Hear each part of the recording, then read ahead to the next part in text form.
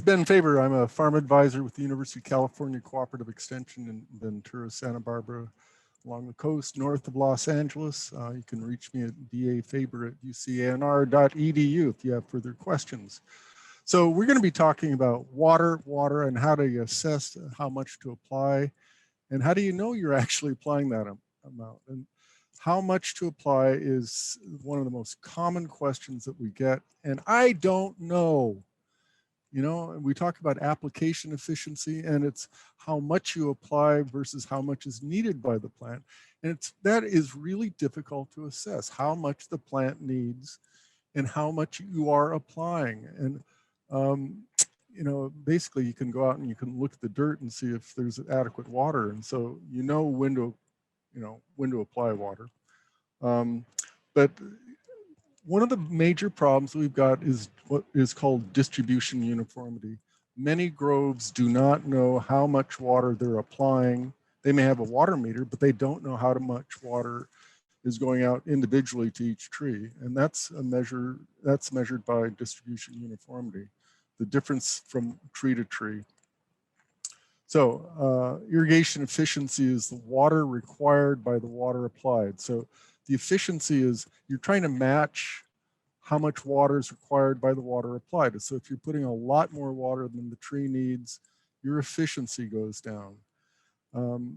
If you're applying water in a fashion where one tree gets a lot of water, another tree gets very little water, and a third tree gets way more water, how do you run that system? So distribution uniformity becomes a really, really important factor in management and how irrigation efficiency is achieved.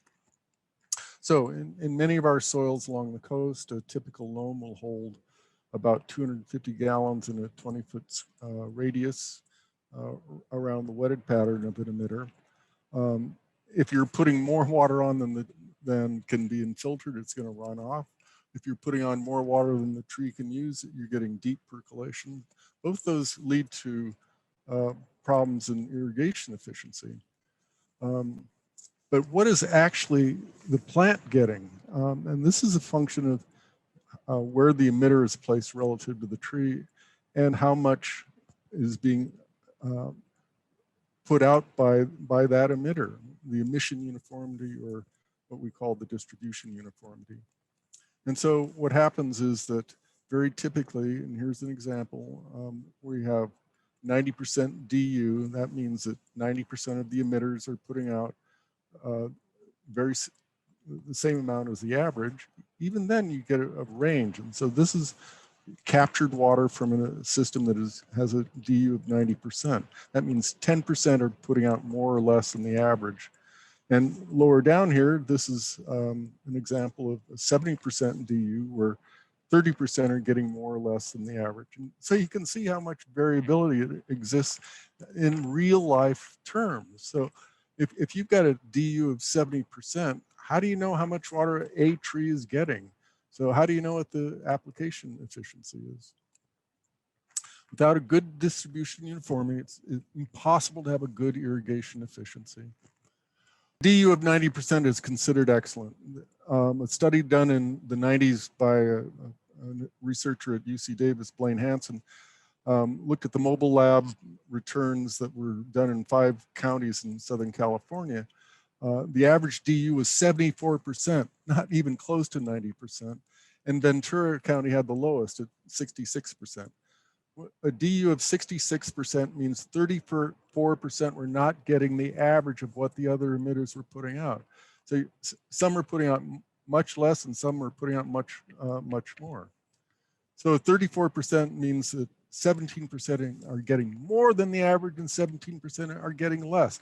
In order for the 17% getting less to get enough water, you have to run the whole system. So that means that all trees are going to be getting way too much water. And in the case of avocados, you put on too much water and that leads to problems with avocado root rot. So this leads to problems such as iron chlorosis, root rot, and stem blight. Just looking at a moisture meter is not going to tell you exactly what each tree is getting. Okay, from 1985 to 1993, the Department of Water Resource sponsored these mobile labs. And out of these studies, recommendations were made for improvements to orchards. On average, the drip systems had DUs of 55% and micro sprinklers had 67%. And this really goes back to an issue of clogging. Drippers are small openings, and clogging from bacteria and sand and other garbage systems was clogging them, and maintenance was not keeping up with the clogging. So the major cause of low distribution uniformity is low pressure, poor pressure, and secondly, it's due to clogging.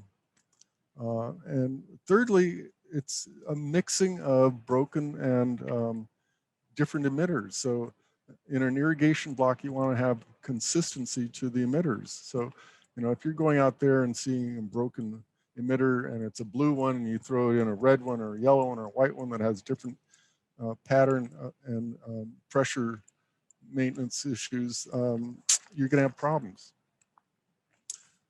So on average, the growers who made these changes in Ventura improved the distribution uniformity by at least 15%, some of them exceeding 90%. So, it's possible to maintain these systems and keep them going, but it requires maintenance. The average cost, and this was in 1993 dollars, was less than $100.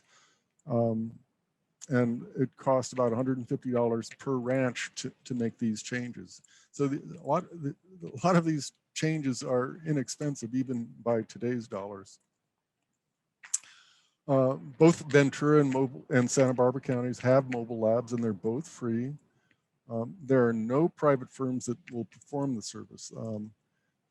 These mobile labs are done in conjunction with the NRCS, as well as the Resource Conservation District, as well as California Department of Food and Ag has got grants now to help with these improvements.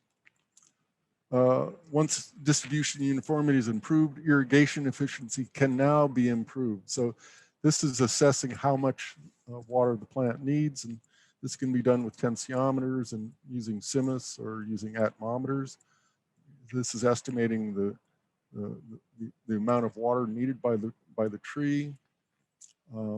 And water demand is going to vary depending on the year. Here's an example of how water demand changes on a daily basis, even here in Ventura County. And those values that are coming from a CIMUS station, or actually from your own weather station, from an evaporation pan or atmometers, can be put into a calculator, and it will spit out how long and how much water needs to be applied. So it's relatively easy to assess application amounts once you have a system that you understand, and that's basically understanding the distribution uniformity.